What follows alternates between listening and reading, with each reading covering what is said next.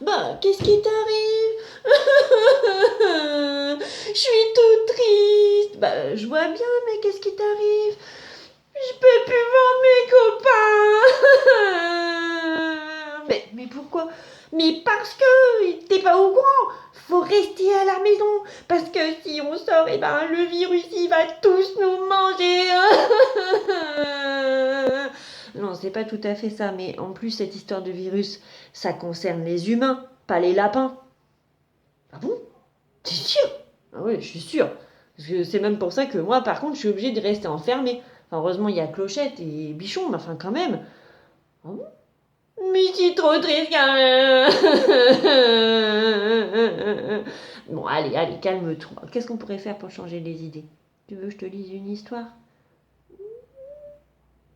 Tu ferais ça? Bah oui, si tu veux que je te lise une histoire, je peux te lire une histoire. Ça me fait plaisir, moi, de lire des histoires. Tu sais bien que j'adore ça. En plus, regarde, j'ai trouvé un livre que j'avais perdu, c'est L'Oiseau Lire. C'est un livre de lecture que j'avais en CE2 et que mon papa il a trouvé un jour dans une brocante de livres. Et dans ce livre, il y a une histoire qui s'appelle Le Loup.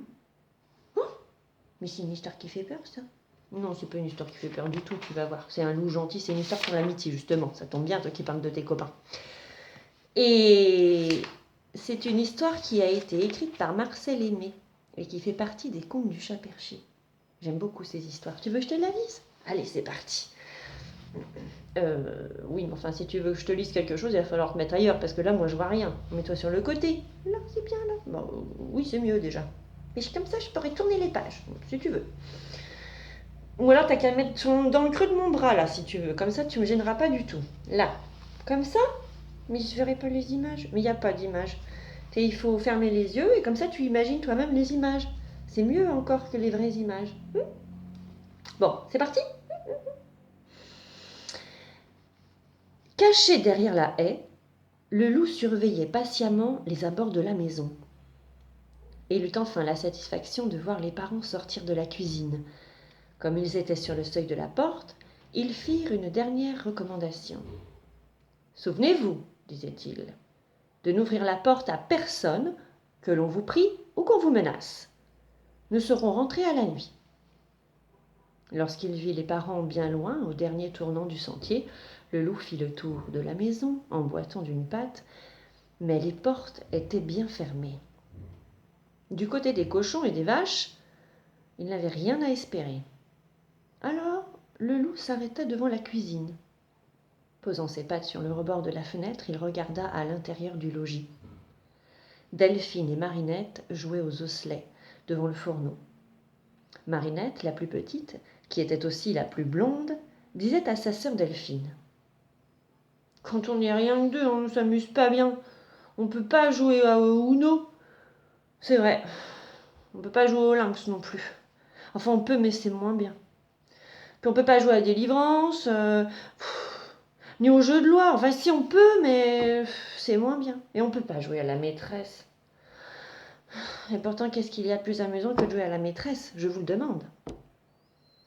Ah, si on était trois. Comme les petites lui tournaient le dos, le loup donna un coup de nez sur le carreau pour faire entendre qu'il était là. Laissant leur jeu, elles vinrent à la fenêtre et en se tenant par la main. « Bonjour, dit le loup. Il ne fait pas chaud dehors, ça pince, vous savez. » La plus blonde se mit à rire, parce qu'elle le trouvait drôle, avec ses oreilles pointues et son pinceau de poil hérissé sur le haut de la tête. Mais Delphine ne s'y trompa point. Elle murmura en serrant la main de la plus petite: « C'est le loup. » « Le loup ?» dit Marinette. « Alors, on a peur ?»« Bien sûr qu'on a peur. Ah !» Tremblantes, les petites se prirent par le cou, mêlant leurs cheveux blonds et leurs chuchotements. Le loup dut convenir qu'il n'avait rien vu d'aussi joli depuis le temps qu'il courait par bois et par plaines. Il en fut tout attendri. « Mais qu'est-ce que j'ai ?» pensa-t-il. « Voilà que je flageole sur mes pattes. » À force d'y réfléchir, il comprit qu'il était devenu bon, tout à coup. Si bon et si doux qu'il ne pourrait plus jamais manger d'enfant. Le loup pencha la tête du côté gauche, comme on fait quand on est bon, et prit la voix la plus tendre possible. « J'ai froid, dit-il, et j'ai une patte qui me fait bien mal. Mais ce qu'il y a surtout, c'est que je suis bon. Si vous vouliez m'ouvrir la porte, j'entrerais me réchauffer à côté du fourneau, et on passerait l'après-midi ensemble. »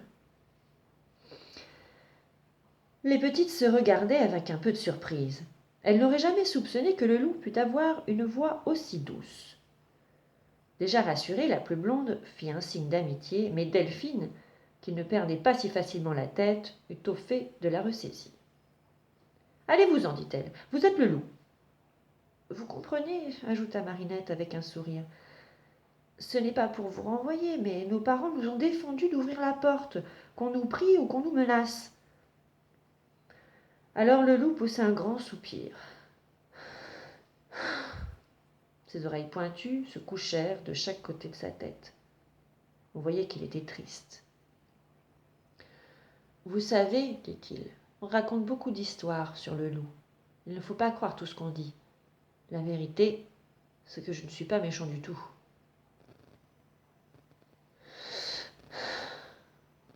Il poussa encore un grand soupir qui fit venir les larmes dans les yeux de Marinette.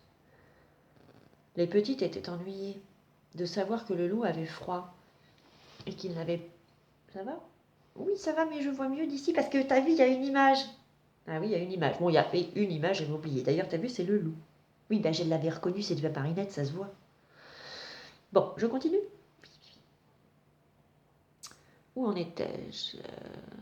La plus petite... Non, les petites étaient ennuyées de savoir que le loup avait froid et qu'il avait mal à une patte.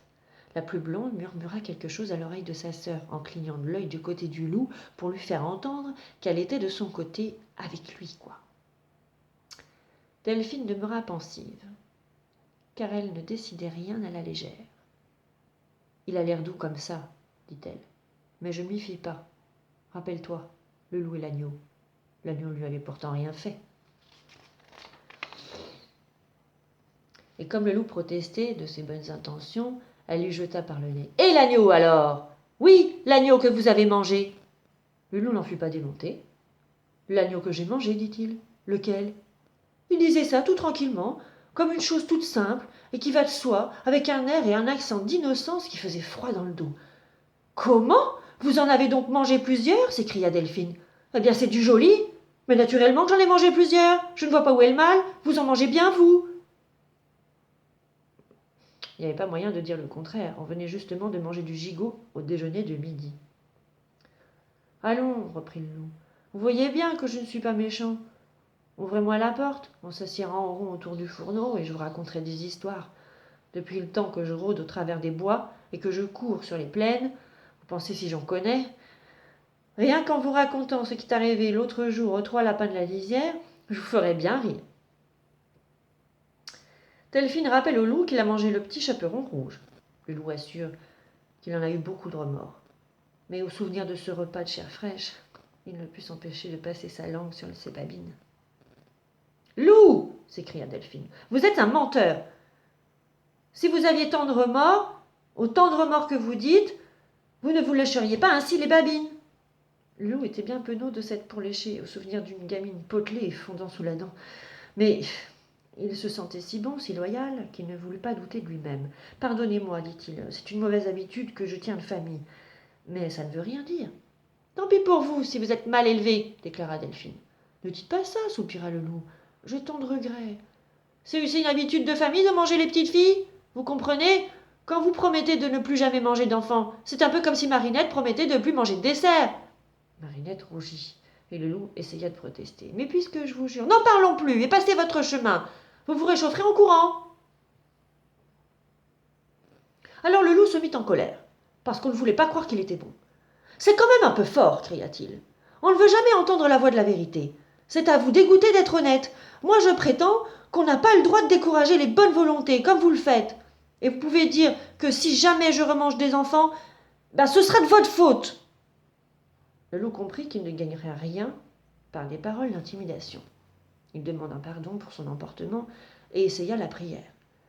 Pendant qu'il parlait, son regard se voilait de tristesse, ses oreilles se couchaient, et son nez, qui s'appuyait au carreau, lui faisait une gueule aplatie, douce comme un mufle de vache. « Tu vois bien qu'il n'est pas méchant, disait la plus blonde. « Peut-être, répondait Delphine, peut-être. » Comme la voix du loup devenait suppliante, Marinette n'y tint plus et se dirigea vers la porte. Delphine, effrayée, la retint par une boucle de ses cheveux. Il y eut des gifles données, des gifles rendues. Le loup s'agitait avec désespoir derrière la vitre, disant qu'il aimait mieux s'en aller que d'être le sujet d'une querelle entre les deux plus jolies blondes qu'il n'eût jamais vues. Et en effet, il quitta la fenêtre et s'éloigna, secoué par de grands sanglots. « Quel malheur, songeait-il, moi qui suis si bon, si tendre. Ils ne veulent pas de mon amitié. Je serais devenu meilleur encore. Je n'aurais plus mangé d'agneau. Presque. » Cependant, Marinette regardait le loup qui s'en allait clochant sur trois pattes, transi par le froid et par le chagrin. Prise de remords et de pitié, elle cria par la fenêtre. « Loup, on n'a plus peur. Venez vite vous réchauffer !» Mais la plus blonde avait déjà ouvert la porte et courait à la rencontre du loup. « Mon Dieu !» soupirait le loup. « Comme c'est bon d'être assis au coin du feu. Il n'y a vraiment rien de meilleur que la vie en famille, je l'avais toujours pensé. »